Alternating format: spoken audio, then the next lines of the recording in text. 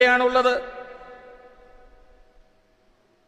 പ്രാർത്ഥനകളുമായി, കാത്തിരിപ്പുകളുമായി. യഥാർത്ഥത്തിൽ നമ്മൾ കോഴിക്കോടുള്ള ഏതോ ഒരു പട്ടണത്തിലെ ഏതോ ഒരു വീട്ടിലെ നമ്മൾ ഇന്നേ വരെ കേട്ടിട്ടില്ലാത്ത അർജുൻ എന്ന് പറയുന്ന ഒരു ചെറുപ്പക്കാരനായ ലോറി ഡ്രൈവർ ഒരു 10 ദിവസം കൊണ്ട് അയാൾ നമ്മുടെ വീട്ടിലെ അംഗമായി. രാത്രിയിൽ കിടക്കാൻ നേരത്ത് ഉമ്മ മോളോട് ചോദിക്കുന്നു, അർജുന്റെ കാര്യം എന്തായി? മോള് ഉമ്മയോട് ചോദിക്കുന്നു, അർജുന്റെ കാര്യം എന്തായി?